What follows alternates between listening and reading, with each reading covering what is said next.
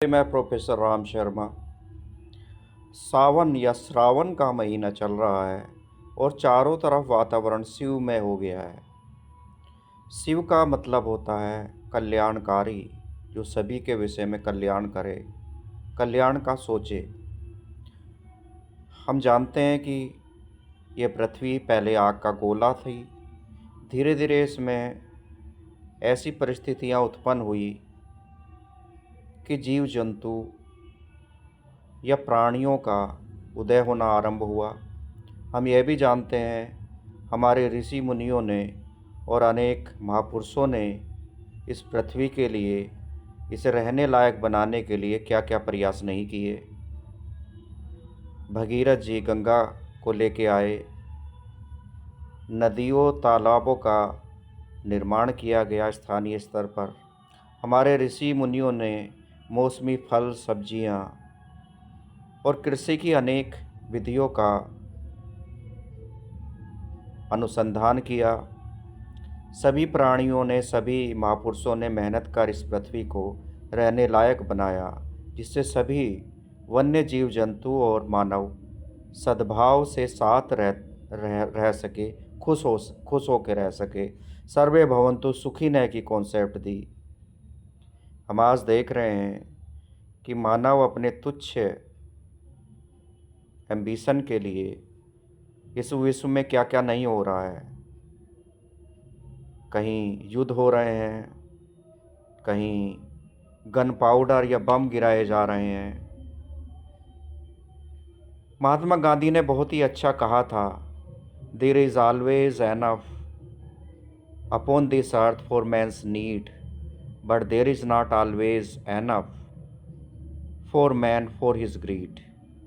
ये जो ग्रीड है, जो लालच है, ज़्यादा पाने का जो लालच है, इसके कारण ये सब चीज़ें होती जा रही हैं। आज मैं वन्य जीव जंतुओं, बंदरों को देखता हूँ किस तरह से वो भूखे प्यासे इधर से उधर मारे हुए मानवीय बस्ती में उन्हें घूमना पड़ रहा है, क्योंकि हमने वृक्षों को काट दिया है और जो वन थे और उसमें मौसमी फल थे वो सब नष्ट हो गए हैं।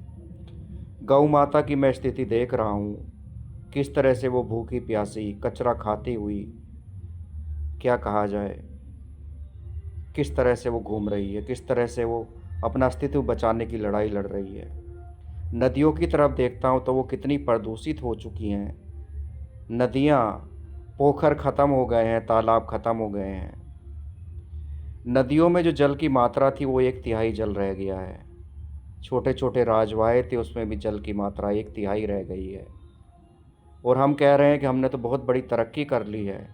इसी पे ये प्रश्न उठता है कि इस वन्य जीव जंतुओं की जो हम स्थिति देख रहे हैं, किस तरह से वो भूखे प्यासे फिर रहे हैं, तो मानव का क्या भविष्य है। कई बार मन में ये आता है कि मानव का भविष्य तो इनसे भी और ख़राब होने वाला है, क्योंकि धीरे धीरे जो प्राकृतिक संपदाएं हैं वो ख़त्म होती जा रही हैं। वृक्ष काटते चले जा रहे हैं हम निरंतर। हमने बड़े बड़े बागों को नष्ट कर दिया है। हम यही नहीं सोच रहे हैं कि प्राकृतिक संपदाएं अगर नहीं रहेंगी तो मानव अपना अस्तित्व कैसे बचाएगा। आज ये कांवड़ यात्रा चल रही है, बड़ा अच्छा लग रहा है कि सभी के अंदर धर्म के प्रति जोश है, कुछ अच्छा करना, कुछ अच्छी भावना से लोग कांवड़ ला रहे हैं। इसी के साथ ही वो वृक्षारोपण भी आरंभ कर दें खाली जगह में। सरकार भी इस चीज़ को प्रोत्साहन दे, वृक्ष उपलब्ध कराए कांवड़ियों को कि वो खाली जगह पे वृक्षारोपण करें। बड़ा अच्छा प्राकृतिक वातावरण इस समय है, बारिश हो रही है। वृक्षारोपण सभी कांवड़िया एक एक करें। गंगा घाट की 1-1 मीटर सभी सफाई करें।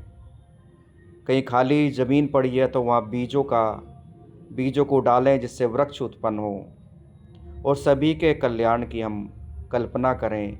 और भगवान शिव, जिसका नाम ही कल्याणकारी है, तो हम सभी मानवों के लिए कल्याणकारी भावना, कल्याणकारी कार्य हम करें, जिससे आगे आने वाली पीढ़ी प्रसन्नता से खुश रहते हुए हमें धन्यवाद दे सके कि ये पीढ़ी, हमारे वाली पीढ़ी हमारे लिए बहुत कुछ करके गई। ये ना कहे कि हम क्या करें, हमारे लिए तो कुछ बचा ही नहीं है। न जल बचा है, न वायु बची है, न वृक्ष बचे हैं, न पहाड़ बचे हैं। तो ये बड़ा बहुत ही अच्छा शिवमय वातावरण है, जिसमें हमें सभी के कल्याण के विषय में सोचना चाहिए। वृक्षारोपण का ये बहुत ही अच्छा समय है, बारिश हो रही है, खुशमय वातावरण है।